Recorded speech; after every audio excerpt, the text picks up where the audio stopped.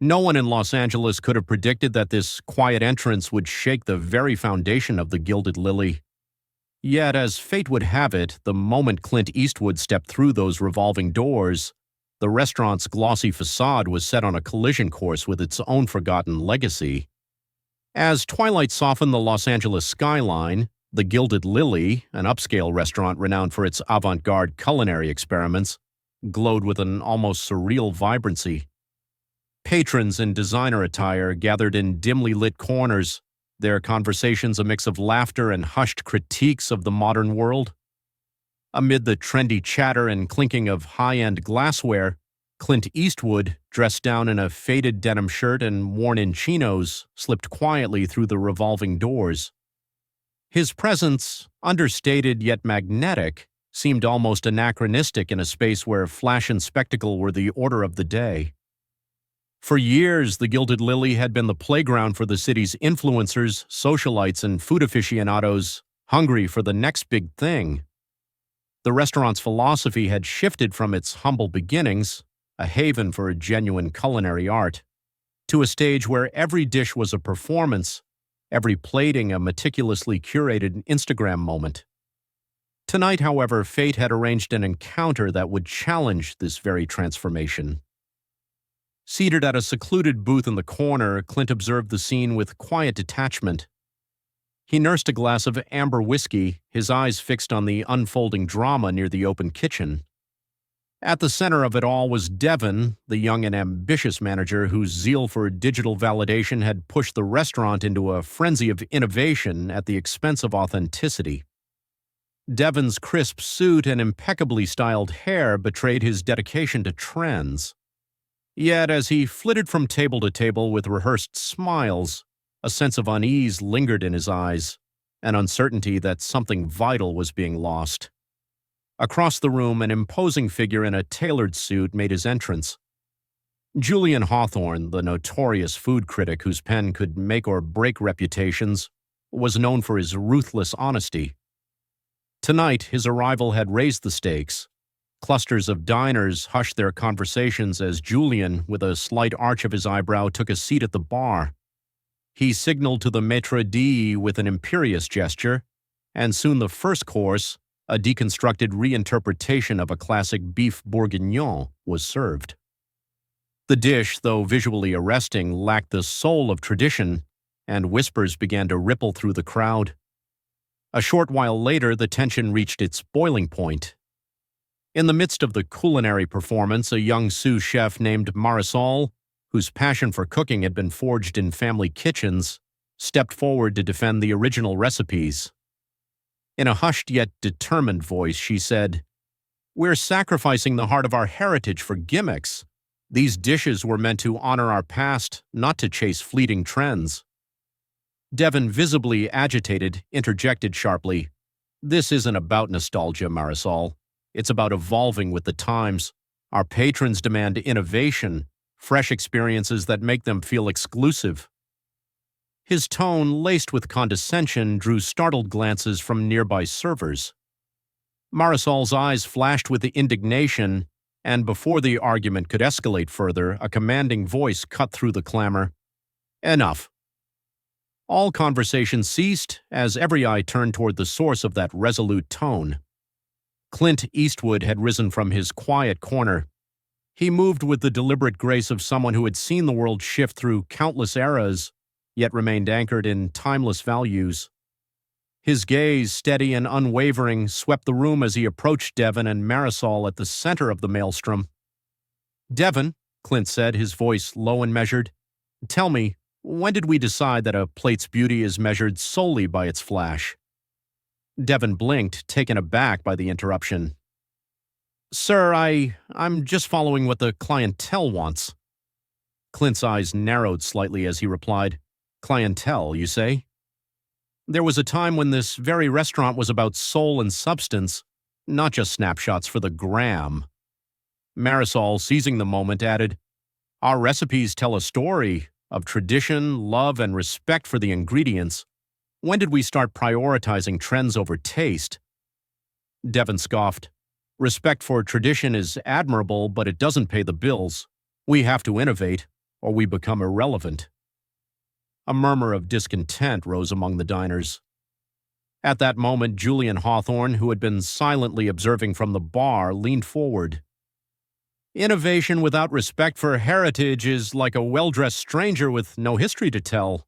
It may look good on paper, but it lacks substance, he remarked, his tone cool and incisive. Clint regarded them all calmly. Let me share a story, he said slowly, as if unspooling a lesson woven from decades of experience. 50 years ago, I was a young man traveling through small towns on endless dusty roads. I stopped at a little diner. Nothing fancy, no pretentious art on the walls. What that place had was a spirit. The owner, a wise old soul, served each customer like they were family. He knew every regular's name, every story, and every smile. That diner wasn't about flashy decor or viral moments. It was about genuine hospitality, a respect that couldn't be measured by likes or shares. He paused, letting his words sink in. Now look around you. This restaurant, the Gilded Lily, had a legacy built on the passion of true artisans. Devon, innovation is important, but not at the expense of losing who you are. Marisol, passion must be guided by respect for what came before. And Julian, you remind us that critique isn't just about tearing down what's new, but about holding a mirror to what we might have forgotten. The room fell silent. Devon's eyes darted around, as if realizing for the first time that his pursuit of modernity might be eroding something irreplaceable. Even Julian's steely demeanor softened, replaced by a hint of respect for the man who spoke with the authority of lived experience. Before anyone could reply, Clint continued, I came here tonight not to lecture, but to remind you all that in the quest for the new, we must not trample the roots that nourish us. The world changes, technology advances, but the heart of hospitality, the genuine care for one another, remains timeless. A pause ensued, heavy with the weight of his words. The soft strains of a jazz piano in the background seemed to echo his sentiment. Then, in a surprising move, Clint reached into his jacket and produced a weathered leather-bound notebook. Inside this notebook are recipes and stories from the very first days of this establishment, he explained. Recipes that have been passed down through generations, each dish a chapter of our shared history. Tonight, I propose we honor them. Let us recreate a meal from the past, one that reminds us why we began this journey in the first place. Devon's face turned ashen. Sir, I didn't know, he stuttered. Marisol's eyes widened with hope, while Julian watched intently, his critical facade melting into curiosity. Clint set the notebook on the counter and said, Tonight the kitchen will serve a special course, a return to our roots, and each course will be prepared using the traditional methods, with no modern gimmicks. Let the food speak for itself. Within minutes, the restaurant transformed. The modern minimalist lighting was dimmed further, replaced by the warm glow of vintage sconces. The clatter of high-end silverware was gradually supplanted by the gentle hum of earnest conversation. Chefs and kitchen staff, who had until then been caught up in the race for the next viral hit, began to work with a renewed sense of purpose. Even the diners, initially expecting a showcase of contemporary culinary art, leaned in with anticipation for an authentic experience. As the first dish was presented, a slow-cooked lamb stew simmered to perfection with aromatic herbs and roots. The air was thick with expectancy. Devon, now humbled, approached Clint. Mr. Eastwood, I realize I've lost sight of something important. I was so busy trying to reinvent the wheel that I forgot the journey that brought us here.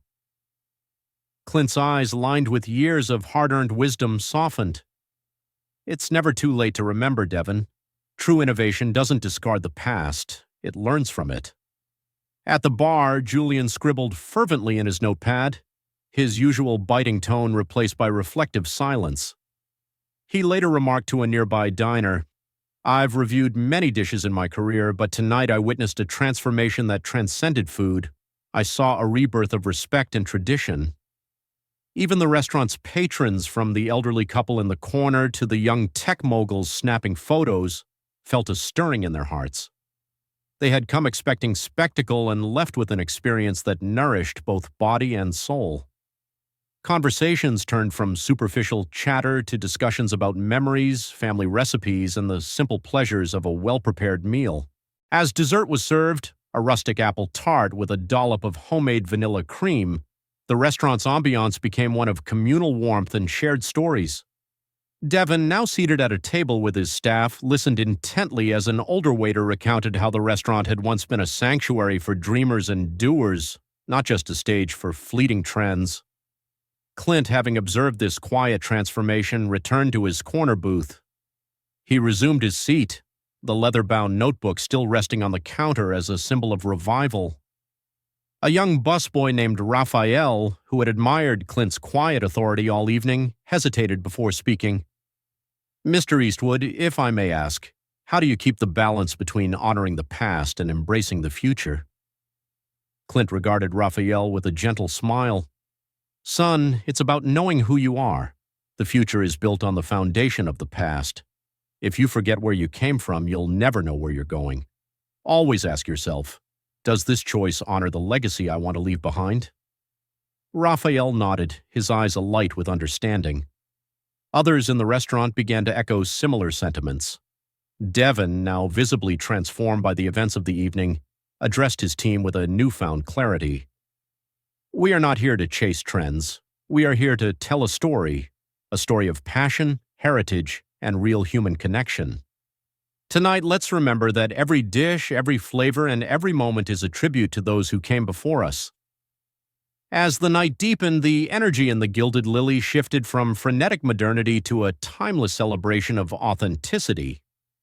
Patrons departed with more than just memories of exquisite food. They carried with them a rekindled sense of respect for tradition and the power of genuine hospitality. Before the final credits of the night faded, Clint Eastwood stood up once more, his presence a quiet reminder of what truly matters. He addressed the room, his voice carrying over the gentle clamor of departing guests. "Remember, the measure of a restaurant isn't in its ability to dazzle the eye or flood your feed. It's in the warmth of its welcome and the authenticity of its heart.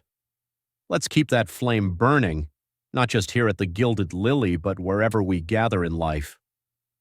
In the aftermath of that unforgettable evening, the Gilded Lily became more than a restaurant.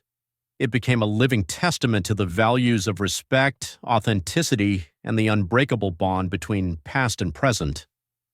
And every time a new face walked through its doors, there was a subtle nod to the legacy of a man in a faded denim shirt who reminded everyone that while trends come and go, true hospitality is eternal. If you found this story inspiring, hit the like button and subscribe for more real-life lessons and unforgettable moments. What does authentic hospitality mean to you? Share your thoughts in the comments below and join us on this journey of rediscovery.